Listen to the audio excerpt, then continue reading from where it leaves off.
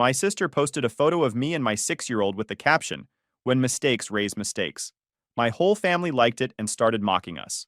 But my ex-husband didn't. He posted one thing, and within minutes, chaos erupted. Hey Reddit, my family decided to wage war because I said no to a loan request. They brought social media and lawyers.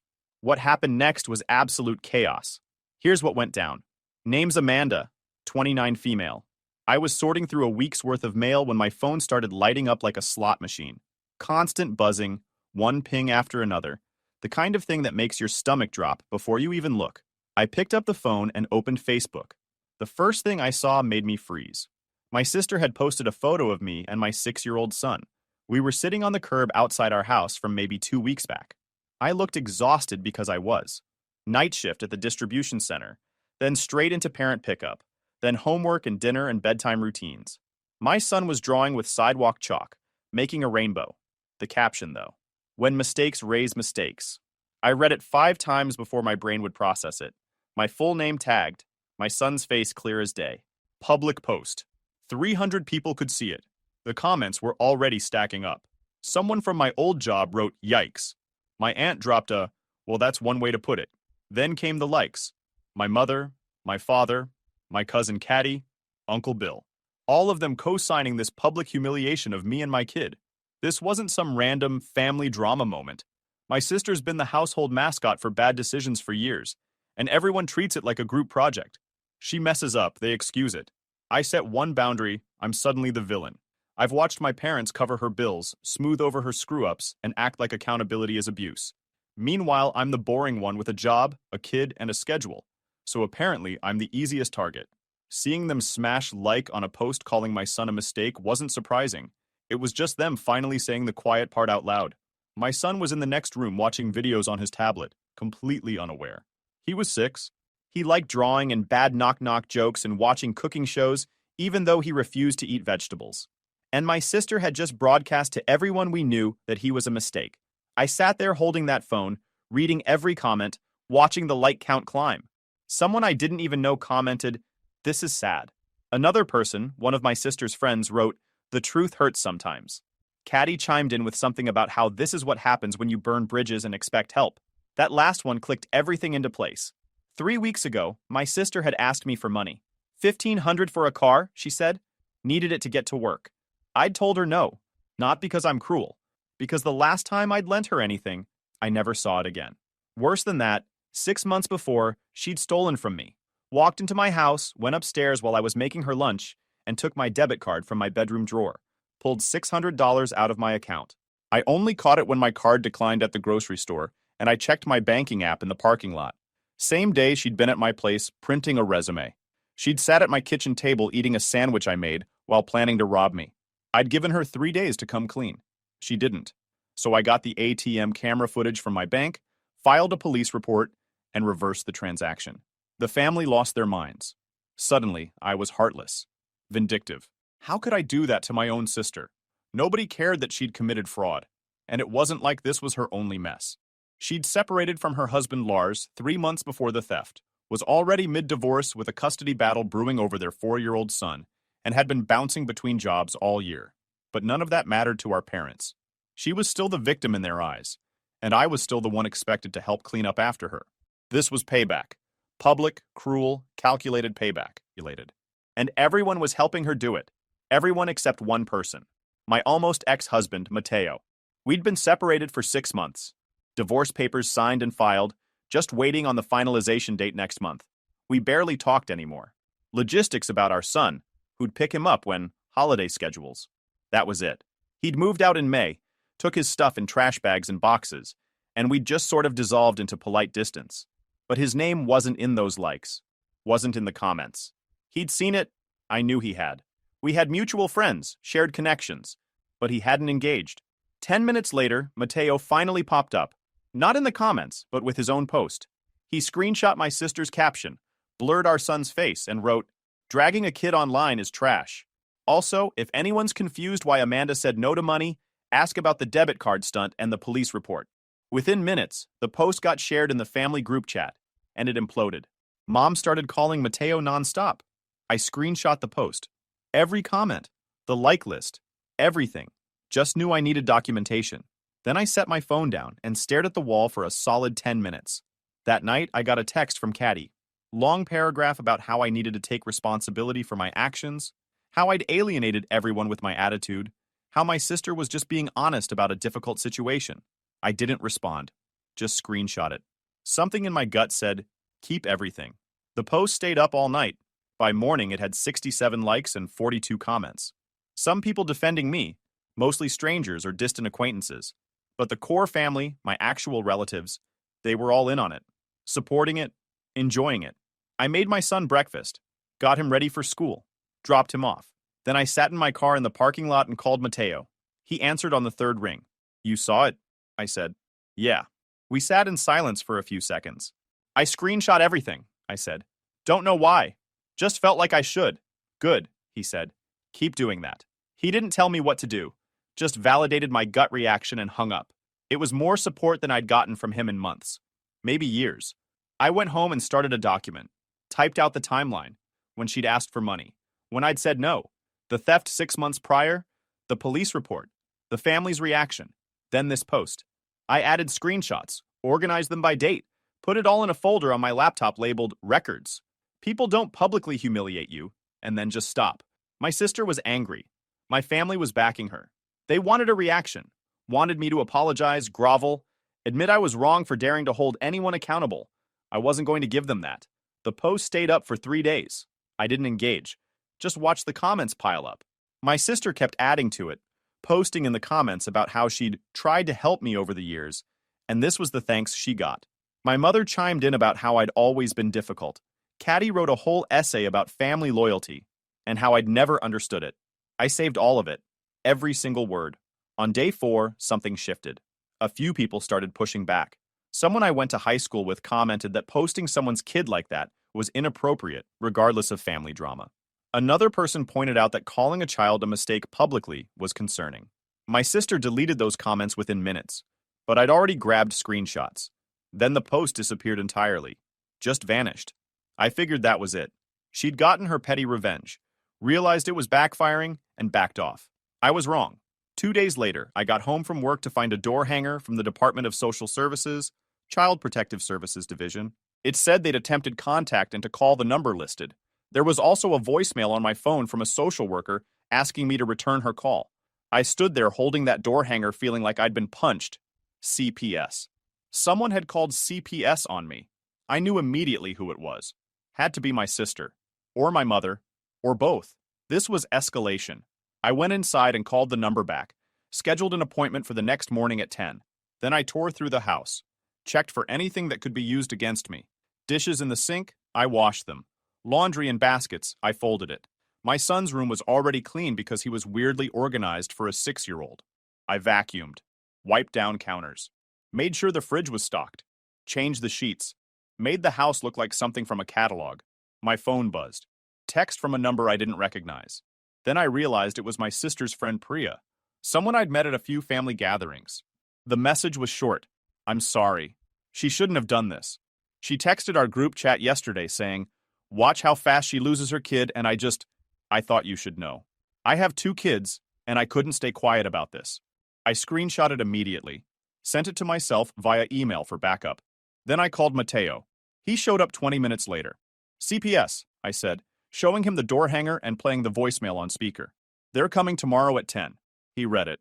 Didn't look surprised. Just tired. What do you think they reported? I don't know. Whatever sounds convincing enough to get someone to show up. He walked through the house, taking it in. Everything was spotless now. He nodded slightly, like he was checking boxes in his head. You need to install a doorbell camera, he said.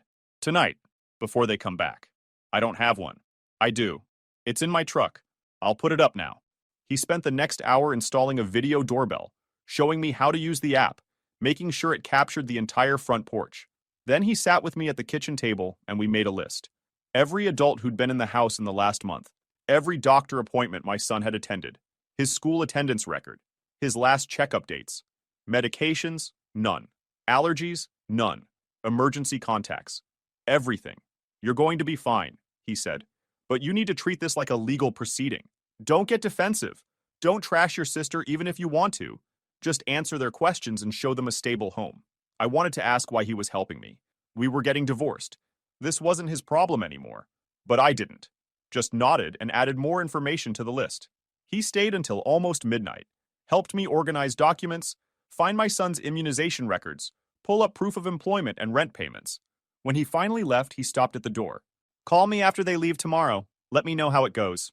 The social worker showed up at exactly 10 a.m.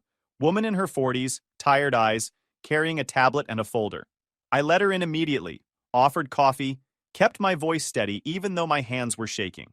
She asked to see the house. I showed her everything. Kitchen, living room, both bedrooms, bathroom. Can I ask what this is about? I said when we sat back down. She consulted her tablet. We received a report expressing concerns about the child's welfare.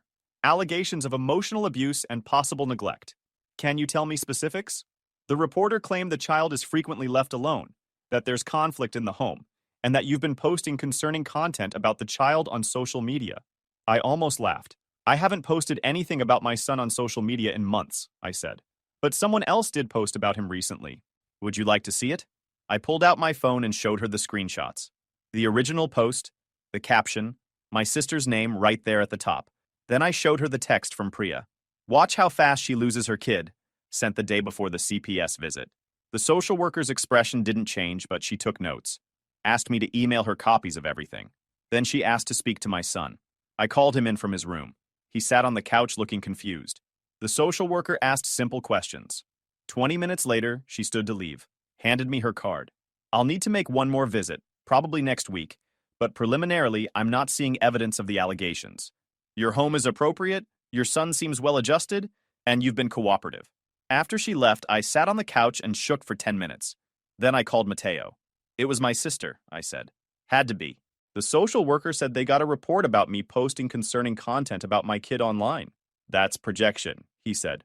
Your sister posted it, so she reported you for posting it. That's insane. That's desperate.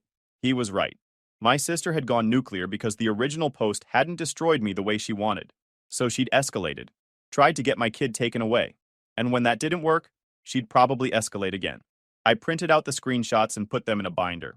Added the CPS business card, the social worker's notes, everything. Mateo was right. I needed to be ready. 3 days later, I got served with papers. Emergency guardianship filing. My parents were petitioning the court for temporary custody of my son, citing my inability to provide a safe and stable environment, and my documented pattern of instability. I sat in my car reading the paperwork and felt something shift. They were trying to take my kid. This wasn't family drama. This was war. I'd never hired a lawyer before. Didn't even know where to start. I Googled family law attorneys, read reviews, called 3 offices.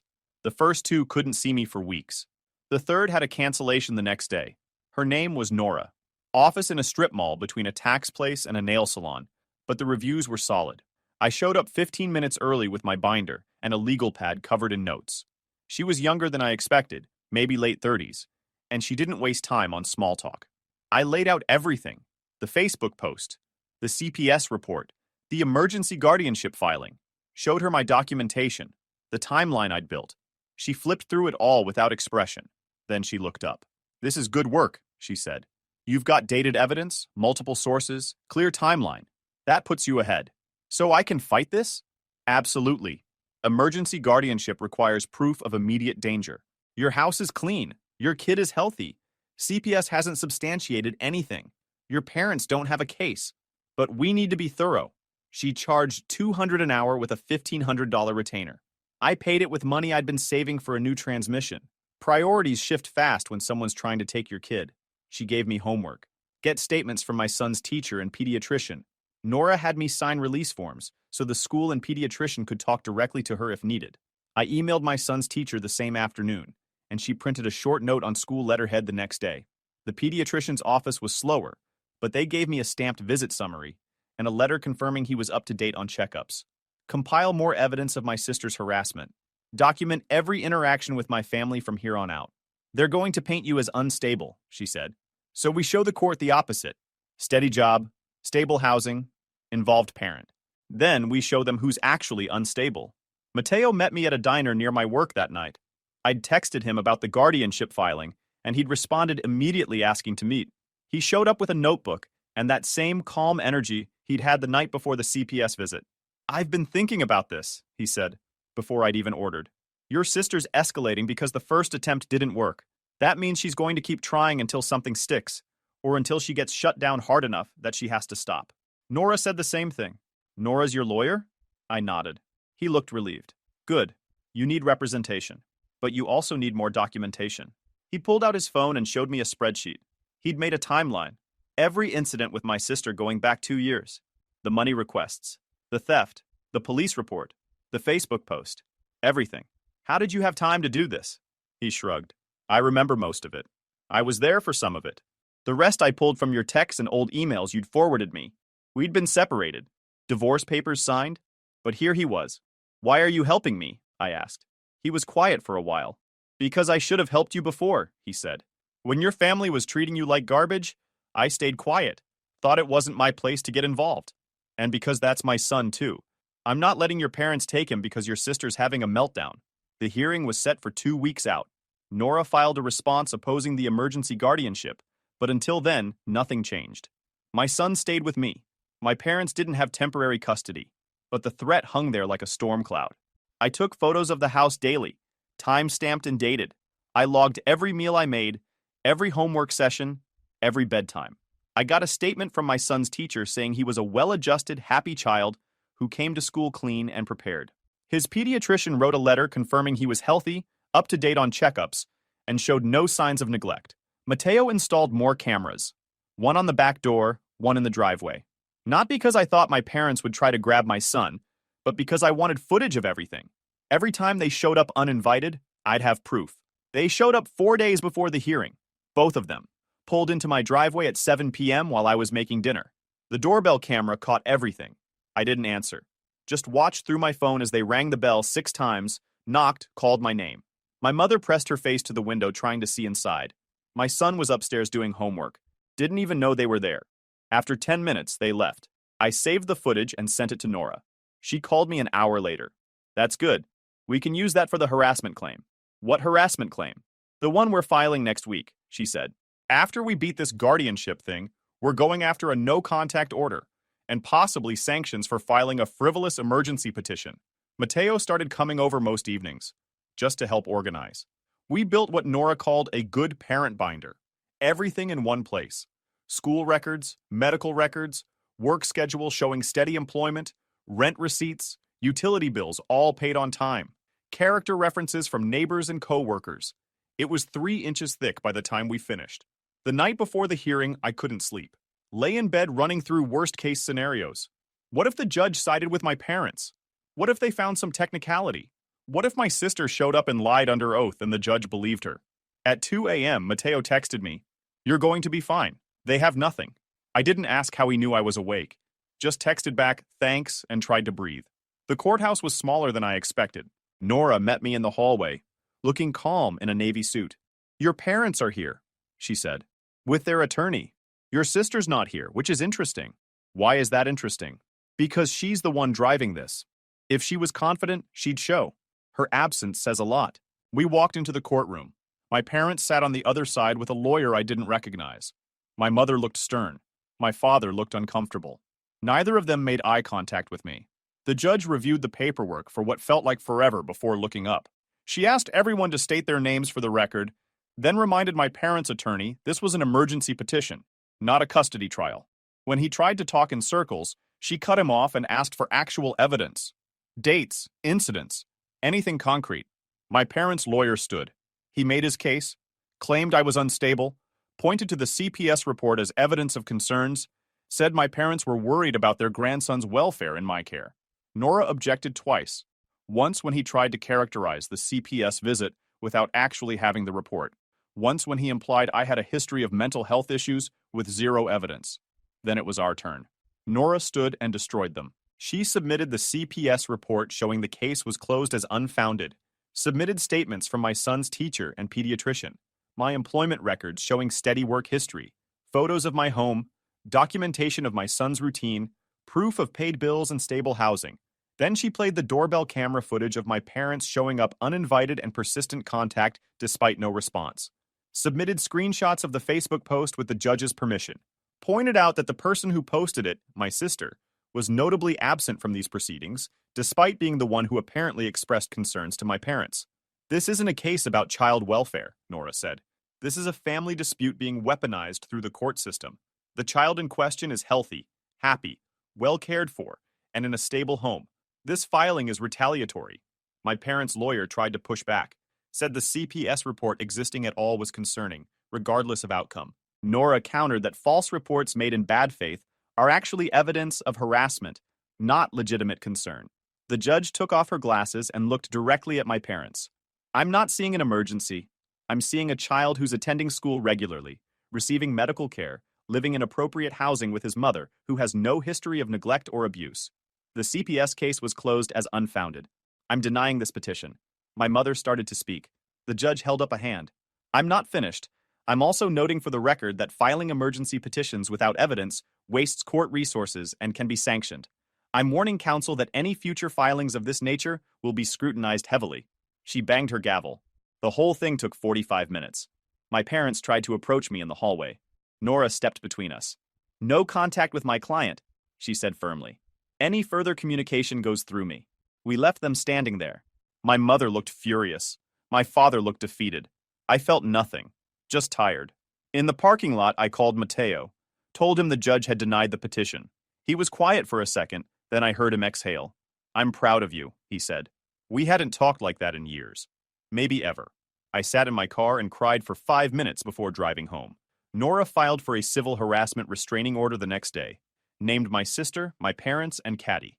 The petition was detailed, listed every incident. This is going to take about 3 weeks to get a hearing date, she said. In the meantime, if they contact you, save it. If they show up, record it. If they try to use intermediaries, document that too. They didn't contact me directly, but they tried other ways. I also gave my supervisor a heads up that my family might show up again. I didn't dump the whole story.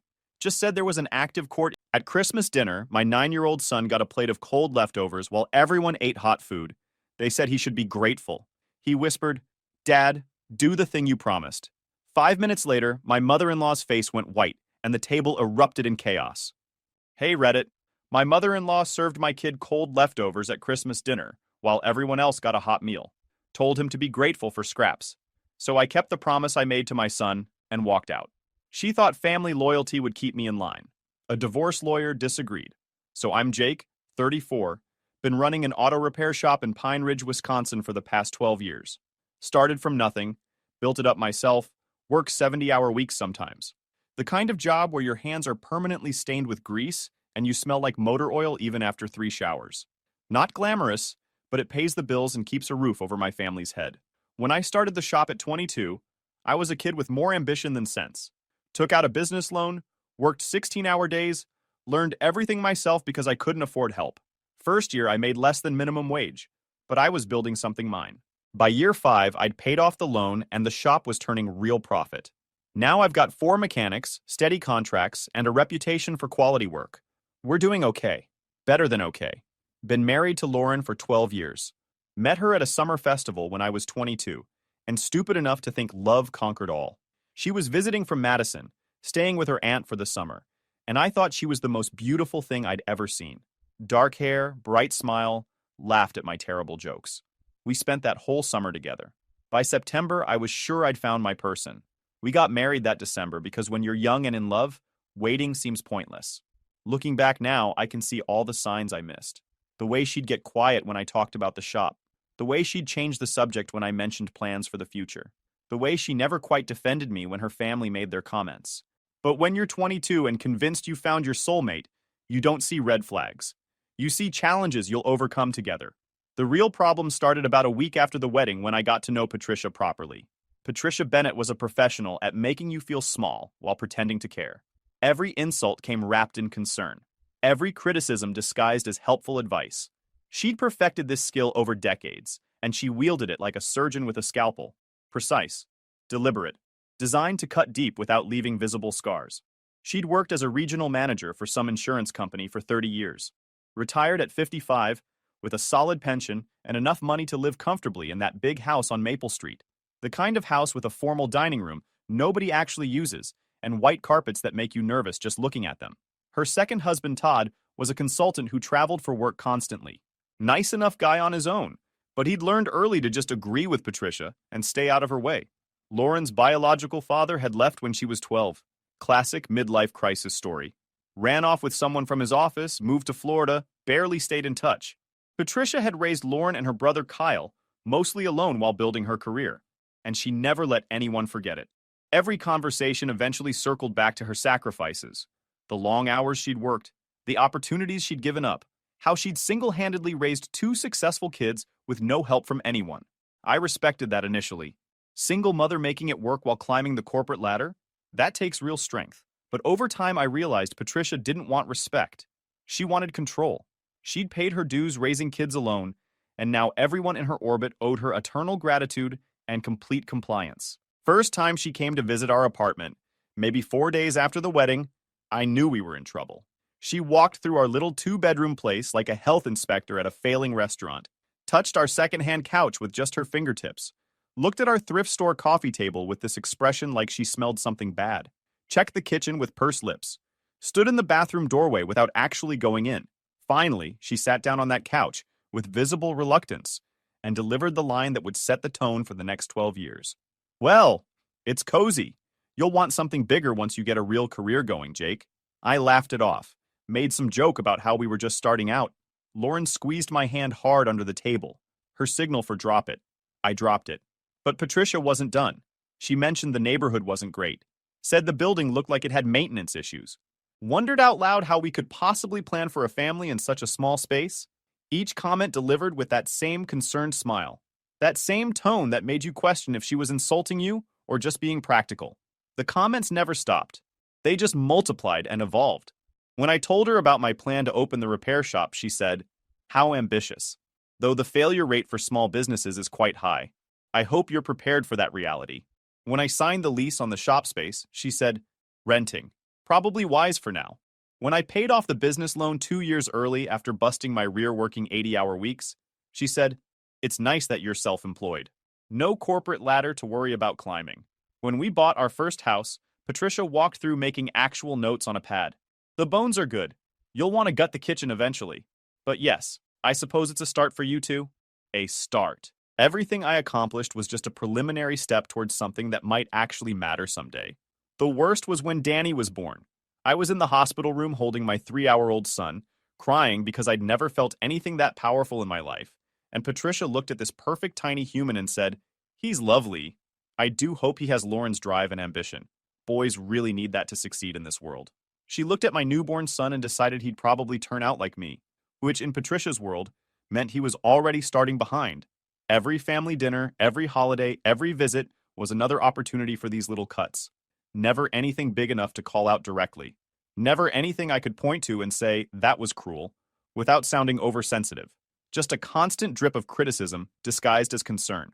And Lauren's response was always the same. "That's just how she is. She doesn't mean anything by it. She's from a different generation. She's just trying to help. You're being too sensitive." But here's what I started to notice over the years. Patricia saved her sharpest comments for when Lauren wasn't in the room. Or she'd say things right in front of Lauren, but in that tone that made it sound like friendly advice instead of an insult. And Lauren would either miss it entirely or pretend she missed it. Either way, she never once stood up for me. Not once in 12 years. You know what the worst part was? I started to believe it. Not consciously. But somewhere deep down, Patricia's constant criticism started to take root. I'd look at the shop and think maybe it wasn't that impressive. Look at our house and see all the things that weren't updated instead of being proud we owned it.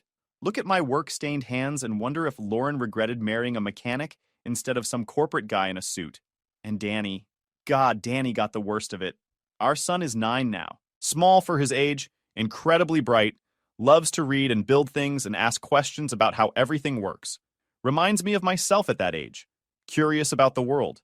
Eager to learn. The kind of kid teachers love because he actually cares about understanding things. But Patricia treated him exactly like she treated me. Every achievement came with a qualifier. Every accomplishment got diminished. When he won his school spelling bee in 3rd grade after studying those words for weeks, Patricia's response was, "Well, I imagine the competition wasn't very difficult at a school this size. Still, good job, I suppose." When his art teacher displayed his clay sculpture in the hallway, because she thought it was genuinely impressive, Patricia said, "That's nice, dear. Though you really should focus more on activities that will help with college applications. Art is more of a hobby." The kid was 8 years old, and she was talking about college applications. When he got Student of the Month for September, Patricia said, "How many students are in your class?" "Oh, 22. So really it's just a matter of time before everyone gets it." Every single thing he did got dismissed as either easy, lucky, or not really that impressive. And I watched it do to him what it had done to me. Watched this bright, confident kid start to doubt himself, start to apologize for being excited about things, start to assume nothing he did would ever quite be good enough. Lauren saw it happening, had to have seen it, but every time I brought it up, she'd defend her mother. She's just trying to help him set realistic expectations. She wants him to be prepared for how competitive the world is. You're being too sensitive on his behalf. Danny's fine. But Danny wasn't fine. I could see it in his eyes. The way he'd light up about something and then immediately dampen that excitement. The way he'd show me a drawing he was proud of and then say, "But it's not that good," before I could even respond. The way he'd flinch slightly when Patricia started talking, bracing for whatever criticism was coming. And I kept my mouth shut, kept the peace, told myself it wasn't that bad, that Danny would toughen up, that eventually Patricia would ease off, until 3 months ago when everything changed. We were in the garage together on a Saturday. I was doing an oil change on Mrs. Thompson's Accord, and Danny was handing me tools, asking his usual questions about how engines work. Good kid stuff, father-son bonding, the kind of afternoon I lived for. He got quiet after a while. Then he asked the question that broke my heart. "Dad, why doesn't Grandma Patricia like me?" I put down the wrench and looked at my kid. 9 years old, grease smudge on his cheek, holding a socket wrench and trying not to cry. "She likes you, buddy." "No, she doesn't. She always says stuff that makes me feel bad. Like when I showed her my science project, and she said it was fine, but I should have done more research. Or when I made her that card for her birthday, and she said my handwriting looked messy. Or when I got the Student of the Month award, and she said everyone gets it eventually." He'd been keeping track, cataloging every criticism, carrying them around like weights in his pockets. "Sometimes people show they care in weird ways," I said, knowing it was a weak answer, even as the words left my mouth. "But it doesn't feel like she cares. It feels like she thinks I'm not good enough." And there it was. The thing I'd been avoiding seeing for 9 years. My son felt exactly the way I'd felt for 12 years. Not good enough. Never good enough. Constantly failing to meet standards that shifted just out of reach every time you got close. I pulled him into a hug right there in the garage, getting motor oil all over both of us. "Listen to me. You are good enough. You're smart and kind and curious and creative. Some people in this world won't see that, and that's their problem, not yours. But she's family.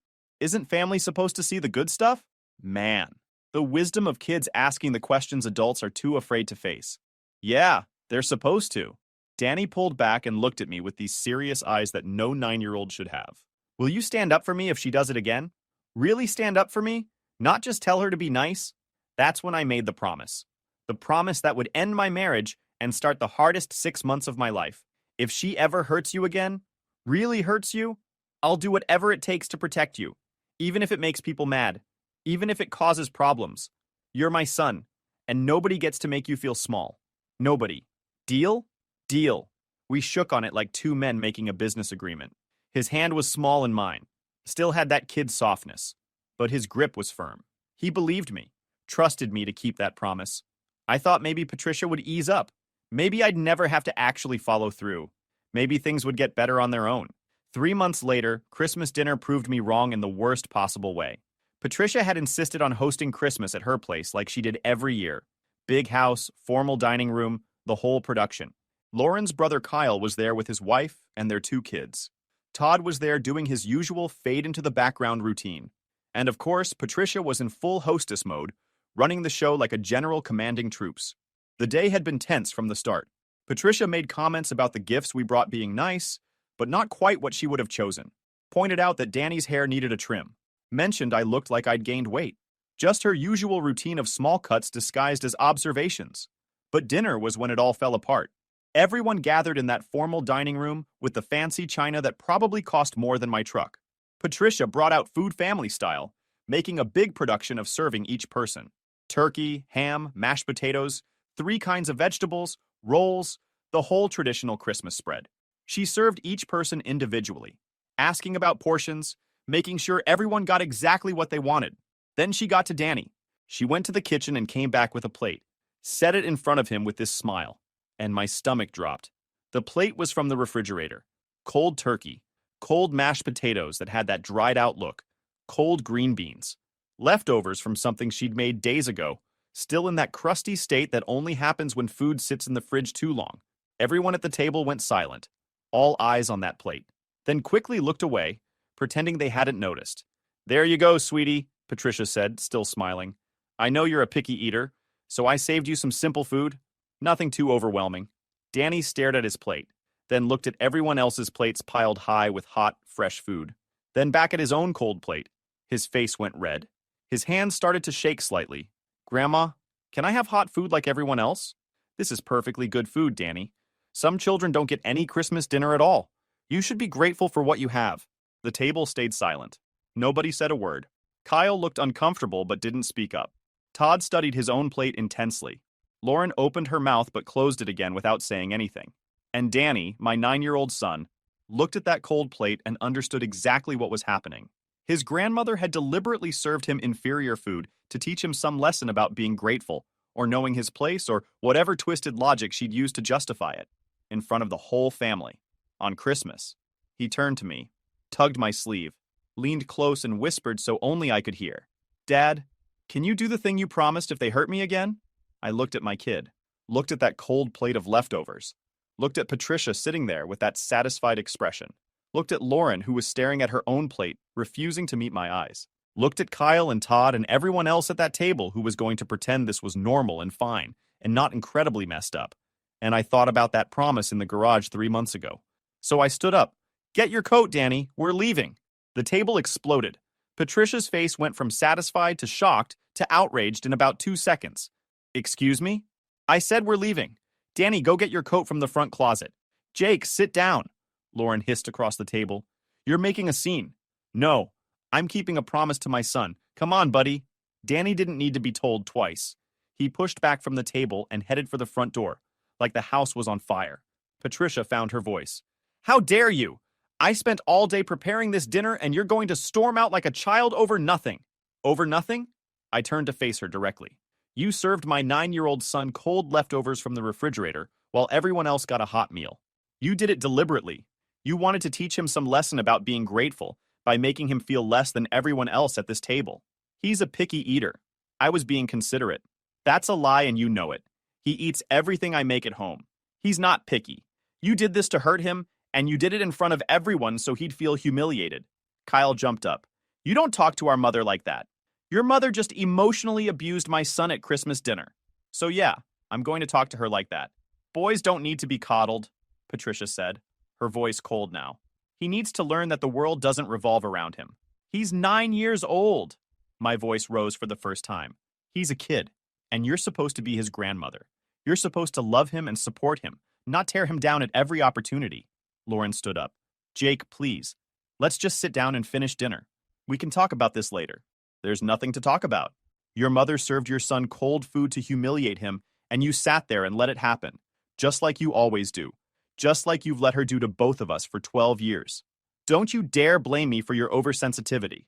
"Oversensitivity?" Lauren, open your eyes. Look at that plate. Look at what your mother did and tell me that's normal. Tell me that's loving. Tell me that's okay. She couldn't. She just stood there with tears starting to form, mouth opening and closing, unable to form words that would make this anything other than what it was. Todd spoke up for the first time. "Maybe everyone should just calm down and—" "No," I cut him off. "We're not calming down. We're not pretending this is fine. We're not sitting back down like nothing happened. We're leaving. If you walk out that door," Patricia said, her voice like ice, "don't expect to be welcomed back." I looked at her. This woman who'd spent 12 years making me feel worthless. Who'd started doing the same thing to my son. Who'd just served a child cold leftovers on Christmas to prove some twisted point about hierarchy and gratitude. Good. I wouldn't want to come back to a place where my son gets treated like garbage. Danny was waiting by the front door with his coat already on, eyes wide, watching this all unfold. "Let's go, buddy."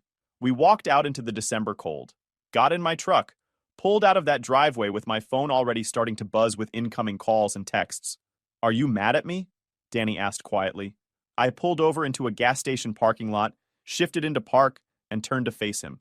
Listen to me very carefully. I am not mad at you. I'm mad at them. What Grandma Patricia did tonight was wrong. She tried to make you feel small and worthless, and I will never let anyone do that to you. Not her, not anyone. You deserve better than that. You understand? He nodded, and I watched his whole body relax. Like he'd been holding his breath since we left. Where are we going? Somewhere that treats you like the amazing kid you are. We ended up at Betty's Diner on Highway 12, one of those old school places with vinyl booths and a waitress who calls everyone hon. They were open on Christmas, serving turkey dinner for people who didn't have anywhere else to go. We sat in a booth in the back, ordered 2 specials, and had the best Christmas dinner of my life. Danny told me about the book he was reading, some fantasy thing with dragons and magic. I told him about a '67 Camaro I had in the shop that needed a complete engine rebuild. We talked about school and his friends and this kid in his class who was bullying people and how Danny had stood up to him. Normal dad and son conversation.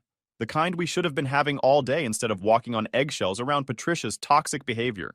The food was good. The company was better. And for the first time in years, I felt like I'd done exactly the right thing. We got home around 9. Lauren's car was already in the driveway, and I knew what was coming. She was waiting in the living room, still in her Christmas dress, eyes red, expression hard. Soon as we walked in, she told Danny to go to his room without even looking at him. Danny glanced at me. I nodded. It's okay, buddy. Head upstairs. He went, but I knew he'd be sitting at the top of the stairs listening to every word. That's what I would have done at his age. Lauren waited until she heard his bedroom door close. How could you humiliate my family like that? I didn't humiliate anyone. Your mother did that herself. That's your version. That's what happened. She served Danny cold leftovers while everyone else got a hot meal. She did it deliberately to hurt him. She was trying to teach him a lesson about being grateful. He's 9 years old, Lauren. He doesn't need lessons about gratitude delivered through humiliation. He needs to know his family loves him and values him. Your mother did the exact opposite. I was trying to keep the peace. At the cost of our son's dignity, at the cost of his self-worth, how many times are you going to sacrifice him to make your mother happy? Her face flushed. Don't you turn this around on me. You're the one who caused a scene. You're the one who insulted my mother in her own home. You're the one who dragged Danny out of there to prove some point. Someone had to protect him since you clearly weren't going to. The words landed like a slap. Lauren's face went pale, then red again with anger. How dare you question my love for my son? I'm not questioning your love. I'm questioning your judgment, your priorities. Every single time there's a conflict between your mother and your family, you choose her. Every single time. That is not true. So I laid it all out. Every incident over the past 9 years. Every time Patricia had torn Danny down, and Lauren had defended it as constructive criticism. The spelling bee that wasn't impressive because the school was small. The art project that was nice but not practical. The Student of the Month award that everyone gets eventually. The handwriting that needed work. The birthday card that wasn't quite good enough. Every moment that should have been celebrated that got diminished instead. And tonight, I finished. Tonight she served him cold food on Christmas and called it a lesson. And you said nothing. You sat there and let it happen because standing up to your mother is more uncomfortable than watching your son get hurt. Lauren was quiet for a long moment. When she spoke, her voice was shaking. If you hate my family so much, maybe you should leave. I looked at my wife, searched her face for any sign she didn't mean it, but her expression was set, determined. She'd made her choice, just like she'd made it every time for the past 12 years. Her mother over her husband, her mother over her son, her mother over everything. You want me to leave?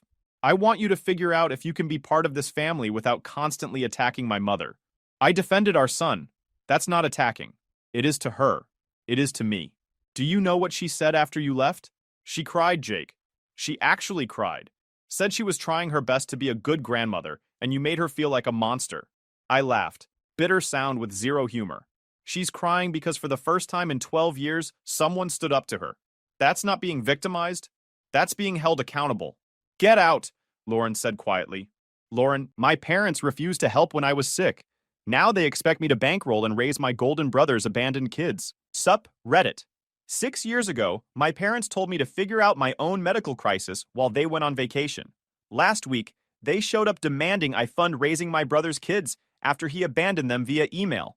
I gave them their own words back, and what followed was a complete shit show that exposed exactly who these people really are. I'm 31 male, and haven't spoken to my parents in almost 6 years. Not a single word. No birthday calls, no holiday texts, no awkward run-ins at family gatherings, because I stopped going to those too. Complete radio silence. The breaking point? Type 2 diabetes diagnosis when I was 25, between jobs, and my insurance wouldn't cover the medication I literally needed to stay alive. But before we dive into that particular disaster, let me paint you a picture of my family dynamics, because this whole situation makes way more sense when you understand the pattern. My parents, Richard and Patricia, are your stereotypical suburban middle-class couple who spent 30 years building what they considered a comfortable retirement. Dad worked in manufacturing management, climbed the ladder over decades, ended up making decent money. Mom did accounting for a regional hospital network. Steady work with good benefits. They retired at 62 with a paid-off house in a nice neighborhood, 2 cars that were only a few years old, and enough retirement savings to take annual cruises without even blinking at the cost. They weren't struggling financially. Not even close. They had that comfortable middle-class retirement where you can afford pretty much anything you want within reason. The kind of retirement most people dream about. No mortgage, no debt, pension coming in, 401k sitting there as backup. They were set. My older brother Wyatt is 39, 8 years older than me. That age gap meant we were never really close growing up. By the time I was starting middle school and actually developing a personality, he was already moved out and doing his own thing. We existed in the same family but lived basically separate lives. Growing up, I always felt like the practice kid. You know how some families have that dynamic where the first kid gets all the attention and the second one just kind of exists?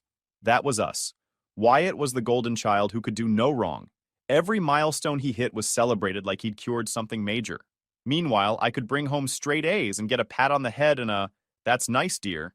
The favoritism was blatant, but nobody acknowledged it. When Wyatt needed money for anything, car repairs, rent assistance, whatever, my parents were there immediately with open checkbooks. When I needed help, suddenly it became a teaching moment about self-reliance and personal responsibility. I remember being 16 and needing $200 for a school trip. It was this educational thing all my friends were going. I'd been looking forward to it for months. My parents said no.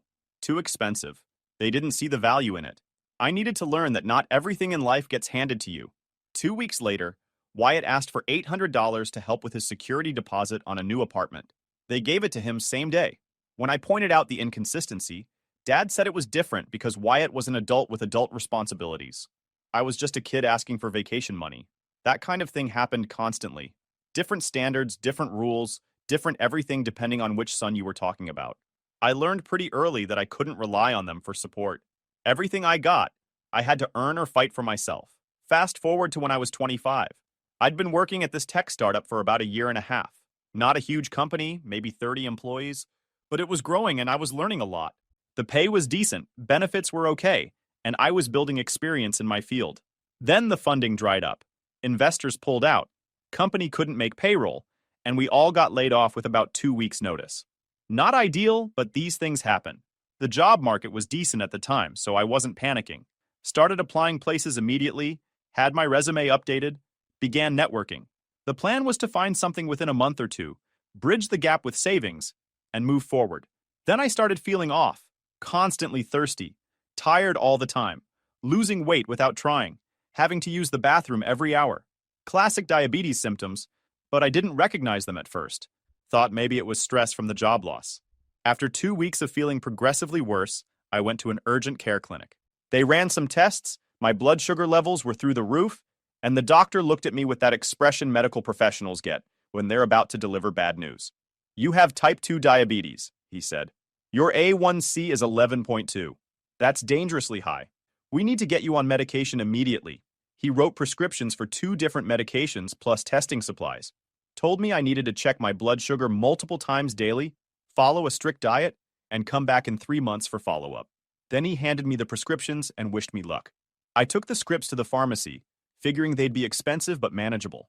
The pharmacist ran them through my insurance, the COBRA coverage from my old job that I'd signed up for, and came back with a total that made my stomach drop. "That'll be $847 for the month's supply of everything," she said cheerfully.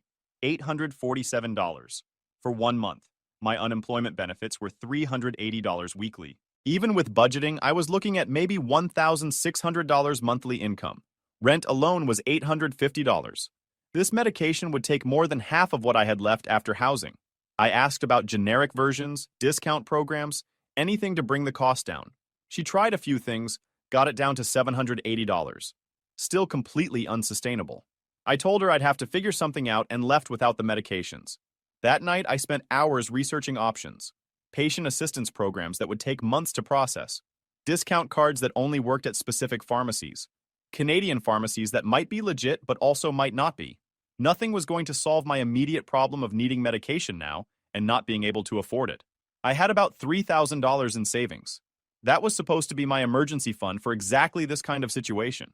But if I spent it all on medication, I'd have nothing for rent, food, or the unexpected expenses that always pop up. I was looking at choosing between my health and having a place to live, so I did what any reasonable person would do when facing a genuine medical emergency with no good options.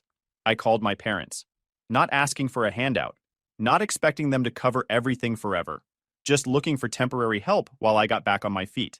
I explained the whole situation, the layoff, the diagnosis, the medication costs, how I had job interviews lined up but needed a bridge for maybe 3 to 4 months until I got hired somewhere with better insurance. I laid out actual numbers. If they could cover maybe $600 monthly for 3 months, that would give me enough breathing room to make everything else work. Dad's response came after about 5 seconds of silence. "You're 25 years old," he said, voice flat. "You need to figure some things out on your own. Don't rely on us just because we're your family." Mom was on speakerphone, and she jumped in with her addition. "We've already raised you. You're an adult now. This is your responsibility to handle." I sat there stunned, phone pressed to my ear, trying to process what I was hearing. This was a medical emergency. I wasn't asking them to fund a vacation or buy me a car. I needed medication to not go into diabetic shock. And they were lecturing me about personal responsibility. "So you're saying you won't help at all?" I asked, just to be crystal clear. "We're saying you need to learn to manage your own problems," Dad replied. "We can't bail you out every time life gets difficult." Every time? I'd never asked them for major help before in my adult life. This was literally the first time I'd requested anything significant since moving out. "I have diabetes," I said slowly, trying to make them understand. "Without medication, I could end up in the hospital or worse. This isn't me being irresponsible or lazy. This is a genuine medical crisis." "Then you'll figure out what you need to do," Dad said. "We didn't raise you to come running to us whenever things get tough." Mom added her final gem. "Maybe this is what you need to learn: independence. We've spent too many years enabling you." Enabling me? By not helping me with anything? The logic was non-existent, but I was past the point of arguing. "Got it," I said. "Thanks for nothing." I hung up. That was September 2017. Last time we spoke until 6 weeks ago. Here's what happened in those 6 years. I figured it out on my own, just like they told me to. Sold my car and bought something cheaper, freeing up $200 monthly. Moved to a smaller apartment with a roommate I found through work, cutting rent in half. Applied to every patient assistance program that existed, filled out mountains of paperwork, waited through their processing times. Started buying medication from Canadian pharmacies at a quarter of the US price. Found websites that connected Americans with legitimate Canadian pharmacies that would ship across the border. Was it legal? Gray area. Did I care? Not even slightly. I was choosing between following pharmaceutical industry pricing schemes or staying alive. Pretty easy decision when you frame it that way. The first few months were rough. Managing diabetes while dealing with the stress of unemployment and family rejection was like juggling chainsaws while walking a tightrope. Blood sugar all over the place from the stress. Constantly worried about money, wondering if I'd made the right choices. But I handled it, found creative solutions, cut every possible expense, made it work through sheer determination. I landed a new job after 3 months of searching. The insurance was better, brought my medication costs down to manageable levels. I threw myself into work, proved myself valuable, and got promoted within a year. Then again, 2 years after that. Built a reputation as someone reliable who delivered results. Met my now wife Natalie at a friend's barbecue when I was 27. She was smart, funny, had her life together, and didn't come with any family drama attached. We clicked immediately. Started dating, moved in together after a year, got engaged 6 months after that. Bought a house when I was 28. Nothing fancy, but it was ours. 3 bedrooms, decent neighborhood, good schools nearby for the kids we were planning to have eventually. Got married at 29 in a small ceremony with Natalie's family and our close friends. My parents weren't invited. They didn't even know it happened until someone probably told them months later. Built an actual life. The kind of stable, successful life my parents always said they wanted for me. Just did it completely without their input or support. My parents? Didn't hear from them once. No calls, no texts, no attempts at reconciliation. They clearly meant what they said about me handling my own problems. Fine by me. Then 6 weeks ago, I got a text from a number I didn't recognize. Opened it to find a message from my mom. We need to talk. It's urgent. I stared at that text for a solid minute, sitting there on my couch with Natalie beside me watching a movie. 6 years of complete silence and now something suddenly urgent?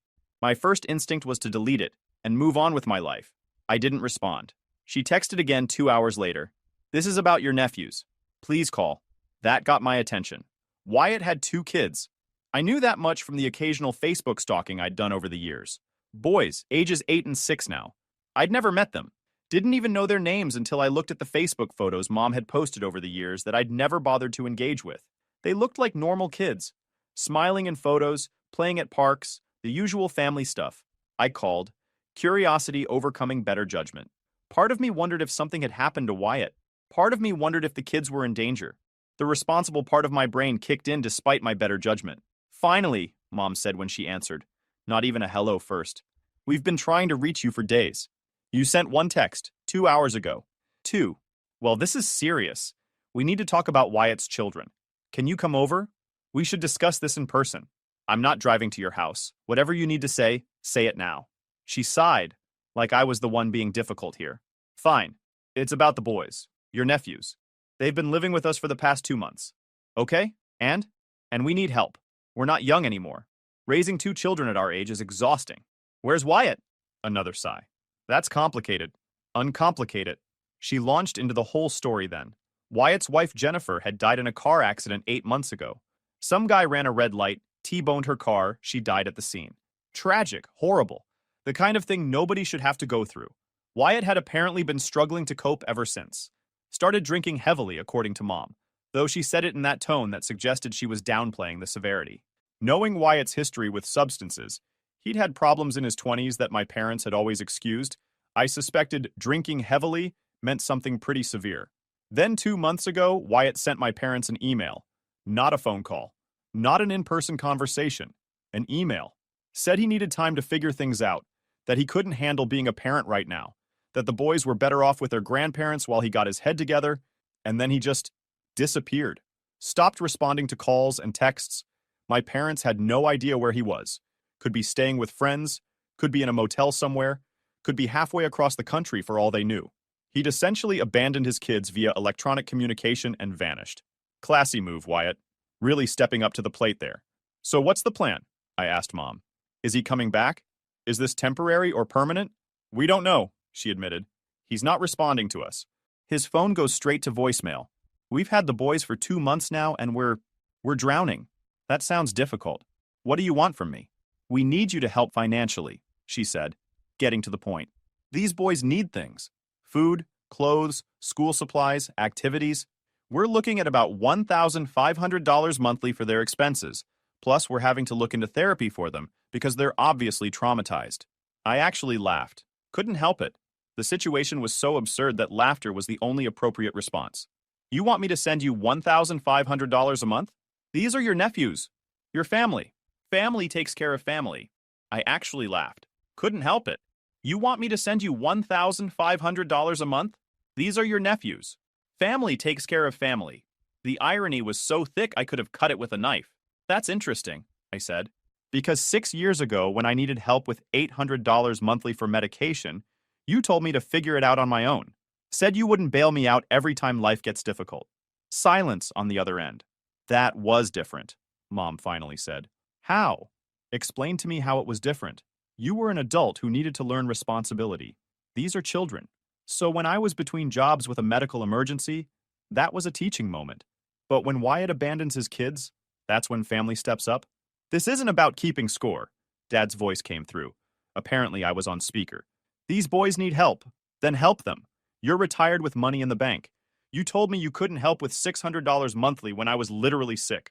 Now you're asking for $1,500 for kids that aren't even my responsibility? We're on a fixed income, Mom said. We can't afford to raise 2 children. So figure it out on your own. Don't rely on me just because we're family. I used their exact words back at them. The silence that followed was beautiful. That's different, and you know it, Dad said, voice tight. How? Please explain how this is different from what you told me 6 years ago. Because we actually helped you when you were growing up, Mom snapped. We raised you, fed you, put a roof over your head for 18 years. You owe us. I owe you? For doing the literal bare minimum that parents are legally required to do? You chose to have kids. That's not some debt I need to repay. We're not asking you to raise them, Dad said. Just help financially while we figure out a long-term solution. And what happens when there's no long-term solution? What happens when Wyatt doesn't come back and these kids need to be raised for the next 10 years? You think I'm going to keep sending checks? Your brother is going through something difficult, Mom said. He'll get himself together. Maybe this is what he needs to learn independence, I said, throwing her words from 6 years ago right back at her. Maybe you've spent too many years enabling him. Don't be cruel, she said. I'm not being cruel. I'm being exactly as supportive as you taught me to be. Remember? You can't bail people out every time life gets difficult. This is completely different, Dad said. These are innocent children. Then be their grandparents. Use your comfortable retirement savings that you couldn't spare $600 from 6 years ago. You'll figure it out. We need your help, Mom said, and I could hear the desperation creeping into her voice. No, you need my money. There's a difference. You don't actually want me involved in these kids' lives. You just want me to fund their existence while you two maintain your lifestyle. That's not fair, she protested. You're right. It's not fair. Just like it wasn't fair when you told your diabetic son to figure it out alone while you went on a cruise. But here we are. We didn't go on a cruise right after that, Dad said. 3 months later. Close enough. The point is, you had money for vacations, but not for medication. Now you have money for your retirement, but not for your grandkids. Funny pattern. If you won't help, just say so, Mom said coldly. I won't help. There. I said it. Then you're exactly as selfish as we thought. Good. I learned from the best. I hung up before they could respond. Natalie had been listening to the whole conversation. She walked over and hugged me, and I realized my hands were shaking. You okay? She asked. Yeah, just didn't expect that to feel so satisfying. She laughed. You gave them back everything they gave you. 6 years, I said. 6 years of nothing. And they show up asking for money like we're suddenly family again. The next week, they tried a different approach. Mom called and left a voicemail that was clearly rehearsed. Her voice was breaking in all the right places, emotional but calculated, hitting every manipulation beat perfectly. Sweetie, it's Mom. I've been thinking a lot about our conversation, about what happened 6 years ago. And you're right. We should have helped you. We should have been there when you were sick. I don't know what we were thinking. Maybe we were scared. Maybe we didn't understand how serious it was. But we failed you, and I'm sorry for that. Pause for dramatic effect. Sniffle. I know I can't take back what happened. I know we hurt you, but this is a chance for us to move forward as a family, to do the right thing together. These boys need us. They need all of us. Please call me back so we can talk about this properly. I love you. I played that voicemail for Natalie. She looked at me with raised eyebrows. That's possibly the most manipulative thing I've ever heard, she said. She's not even apologizing for what they did. She's apologizing for your feelings about it. Sorry we failed you, I said. Not sorry for telling me to handle my medical emergency alone. Not sorry for going on a cruise 3 months later. Just sorry that I felt bad about it. And immediately followed by asking for money again? Classic non-apology. I'm sorry, but here's why you should do what I want anyway. I didn't call back. The message had been carefully crafted to hit emotional buttons while avoiding actual accountability. If she genuinely wanted to apologize, she would have done it without immediately pivoting back to their demands. 3 days later, they showed up at my house. Just appeared on my doorstep Saturday morning like they had any right to be there. Natalie answered the door while I was in the shower, came upstairs looking equal parts annoyed and amused. Your parents are here, she said. Should I tell them to leave or do you want to handle this? I'll handle it, I said, getting dressed. This should be interesting. I went downstairs to find them sitting in my living room like they owned the place. Dad was looking around at the furniture, the TV, the framed pictures on the walls, assessing everything, calculating what my life was worth. Mom was perched on the edge of the couch, clutching her purse like she was afraid something might jump out at her. Nice place, Dad said when he saw me. Doing well for yourself. Must be nice having all this while your nephews struggle. Right. Starting with guilt trips immediately. Classic move. What do you want? I asked, not bothering to sit down. We want to talk, Mom said. Have an actual conversation instead of fighting over the phone. We drove an hour to get here. The least you can do is hear us out. There's nothing to talk about. I'm not giving you money. You could have saved the trip. We're not just asking for money, Dad said, leaning forward. We're asking you to step up for family. These boys are your nephews, whether you acknowledge them or not. They've lost their mother. Their father abandoned them. They need stability and support. And I'm your son, whether you acknowledge it or not. Didn't seem to matter 6 years ago when I needed stability and support. Mom's expression hardened. You're really going to hold that over us forever? We made one mistake and you're going to punish us for the rest of our lives? One mistake? You told your diabetic son to figure out his medical crisis alone. That wasn't a mistake. That was a choice. You chose your comfort over my health. We made a mistake, she repeated, like saying it again would change reality. We admit that, but you can't seriously compare helping with medication to raising two traumatized children. The situations aren't even remotely similar. You're right. One situation involved $600 monthly for 3 months, $1,800 total. The other involves $1,500 monthly for years, potentially. Tens of thousands of dollars. Maybe more. The expensive one you want help with. The cheap one you couldn't be bothered. Money isn't the point, Dad said, voice rising slightly. Money is exactly the point. You have enough to raise these kids. You just don't want to spend your retirement savings on them. You want me to fund it so you can keep your lifestyle intact. The cruises, the comfortable retirement, all of it. That's not true, Mom protested, but her voice lacked conviction. Then use your own money. You're not broke. You're comfortable. You have savings, pensions, paid off assets. Prove me wrong. They couldn't. We all knew they had the resources. They just didn't want to use them. The silence stretched out, heavy and uncomfortable. What about the boys? Mom finally asked. Don't you care what happens to them? They're innocent in all of this. They didn't ask for any of this to happen. I care that they're in a bad situation. I don't think that situation is my responsibility to fix financially. Wyatt abandoned them. That's on him. You're their grandparents who spent years enabling his behavior. That's on you. I'm their uncle they've never met because you cut me out of your lives. That's not on me. Family is family, Dad said, pulling out what he probably thought was his trump card. You're right. And when your family member had a medical emergency, you told him to handle it alone. Told him he needed to learn responsibility. Told him you wouldn't bail him out just because life got difficult. When your other family member spent his entire adult life making bad decisions, you enabled every single one. Gave him money whenever he asked. Made excuses for his failures. And now you're shocked that he turned out to be someone who abandons his kids via email. We did the best we could with both of you, Mom said. No, you did the best for Wyatt and told me to figure it out. Different standards, different rules. Same pattern my whole life. We went back and forth like this for another 20 minutes. Every angle they tried, I shut down. Every guilt trip, I redirected with their own logic from 6 years ago. Every attempt to paint me as the bad guy got flipped back onto them. Dad tried the practical approach. These boys will remember who was there for them and who wasn't. You're building resentment that will last forever. Like the resentment I built when you told me to figure out my medical crisis alone? That kind of lasting resentment? Mom tried the emotional manipulation. We're getting older. We won't be around forever. You'll regret this when we're gone. You know what I'll actually regret? Not standing up for myself 6 years ago. Not calling you out on your selective support. Not recognizing sooner that you only consider me family when you need something. Dad stood up, clearly frustrated. This conversation is going nowhere. You've made your decision. You're choosing to abandon these children. I'm choosing not to enable Wyatt's irresponsibility with my money. Same way you chose not to enable my medical needs with yours. Full circle.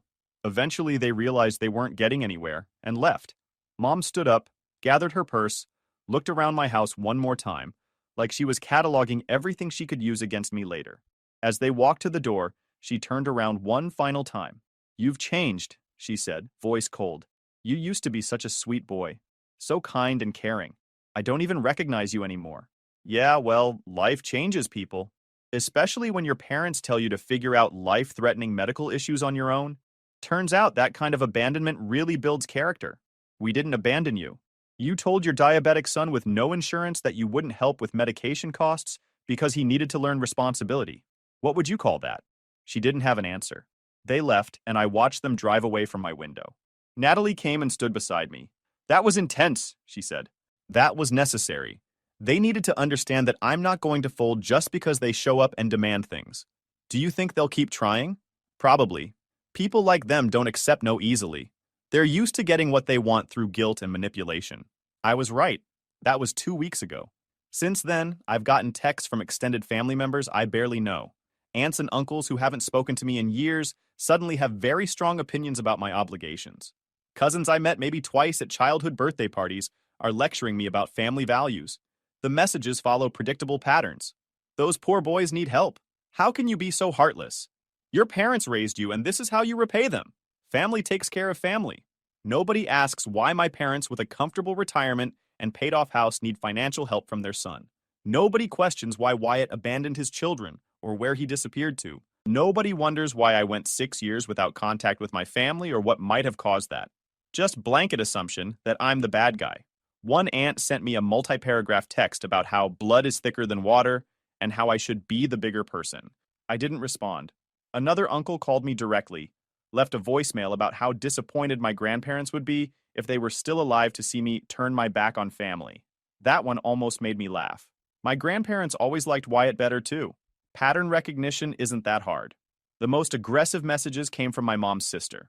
5 texts in one day, each one more guilt-trippy than the last. Started with gentle persuasion.